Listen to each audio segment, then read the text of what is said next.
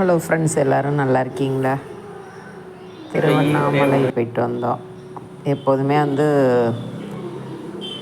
பௌர்ணமிக்கு கிரிவலம் போகலாங்கிற ஒரு ஐடியாவை இப்போ மாற்றியாச்சு. பௌர்ணமிக்கு போனோம், புதுசாக உள்ளவங்களோ யாரோ வந்தாங்க அப்படின்னா வெறுத்துருவோம். அந்த அளவுக்கு க்ரௌடு, ப்ளஸ் சாமியும் கும்பிட முடியலை, கிரிவலமும் நிம்மதியாகவே போக முடியலை. அதுக்காக தான் சரின்னு எதுவுமே இல்லாத நாளாக பார்த்து டக்குன்னு போயிட்டு கிளம்பி வந்துட்டோம். இங்கேருந்து மன்னார்குடியிலேருந்து திருப்பதி ட்ரெயின் 5 மணிக்கு.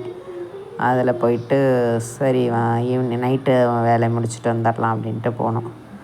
11 மணிக்கெல்லாம் ரீச் ஆகிட்டு அங்கே போயிட்டு ஒரு 2 ஹவர்ஸ் தான் சாமி பார்க்கவும். சாமியும் பார்த்துட்டு ப்ளஸ் கிரிவலமும் பண்ணுற ஐடியாவில்னா இது ஓகே. இந்த டைமிங் கரெக்டாக இருக்கும். கொஞ்சம் ரெஸ்ட் எடுத்துகிட்டு சாமி கும்பிட்டு வந்துடலாம்.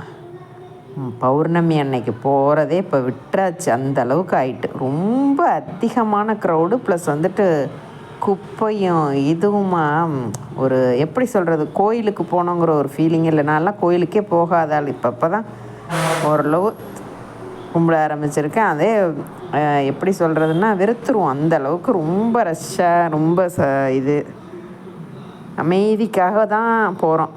அங்கேயும் போயிட்டு அப்படி வர்றது பிடிக்காத ஒன்று. எப்போதுமே பக்கத்துலேயே கோயில் திருவிழா எது நடந்தாலுமே லாஸ்ட்டாக போகிறாள். நான் எப்போதுமே அமைதியாக இருக்கணும்னு ஆசைப்பட்றவங்க, அப்படி உள்ளவங்க எதுவுமே இல்லாத நாள் அன்றைக்கி 365 நாள் கிரிவலம் போகலாமா. முக்கியமாக உள்ளவங்க எல்லாமே தெரிஞ்சுக்கிட்டு நல்லா எப்போதுமே அந்த பௌர்ணமிக்கு போகாமல் போகிறாங்க. உங்களுக்கு அமைதியாக போகணும் அப்படின்னா ஈவினிங் டயத்தில் ஏதோ ஒரு நாள் பௌர்ணமி இல்லாத நாள்லேயும் போகலாம். மற்றபடி எல்லா லிங்கத்தையும் இந்த ஒரு 2-3 வருஷமாக போயிட்டுருக்கேன், பார்த்ததே இல்லை.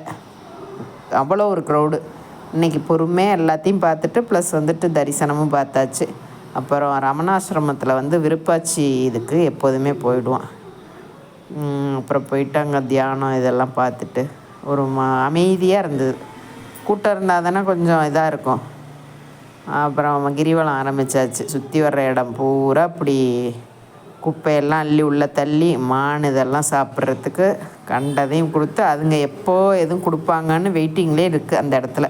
நான் எதுவுமே வாங்கி கொடுக்கல. அந்த பசங்க அங்கே உள்ள இலையை பிச்சு கொடுத்தாங்க, அதே கொடுக்கக்கூடாதுன்னு சொல்லிவிட்டு அப்படி வந்தாச்சு. மக்கள் போய் அங்கேயும் கெடுத்தாச்சு. எல்லாம் குப்பையை பாருங்கள் எவ்வளோ சாப்பிட்டுட்டு, பூரா குப்பை. ரொம்ப மோசமாயிட்டு.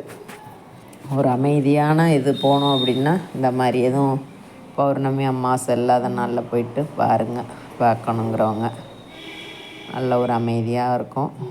ஒரு கிரிவலம் போனாலே எப்படி சொல்கிறது, கால் வலி எனக்கெல்லாம் நடக்க முடியுமான்னு நினைக்கிறேன்னா அந்த ஒரு இதுவே இல்லாமல் முடிச்சுட்டு வந்துடலாம். பசங்களும் சரி தான், ரொம்ப ஒரு 3/4 தூரம் வரும்போது தான் கொஞ்சம் பெயின் இருக்கும்பாங்க, அப்படி நடந்து முடிச்சுட்டு வந்துடலாம். அதுதான் ஒரு பெரிய விஷயம்.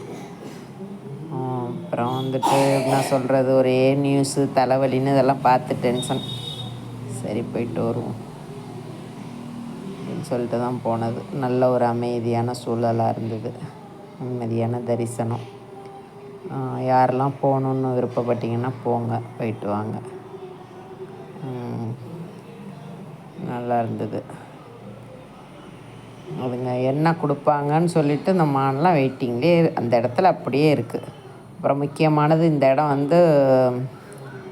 நித்யானந்த ஆசிரமம். அவர் எப்படியோ அவர் பர்சனல் லைஃப்பில், மற்றபடி சாப்பாடு இது கொடுக்குறதுன்னா அந்த ஆசிரமம் தான் பெஸ்ட்டுன்னு சொல்லலாம். அவ்வளோ ஒரு அமைதியான இடம். பௌர்ணமி இல்லாததுனால ரொம்ப அங்கே கூட்டமும் இல்லை. ஒரு 8-8:30 ஒரு 3:30 ஆரம்பித்து கிரிவலம் ஸ்லோவாக போயிட்டு ஒரு 8:30 மணிக்கு நிம்மதியாக முடிச்சாச்சு. ரொம்ப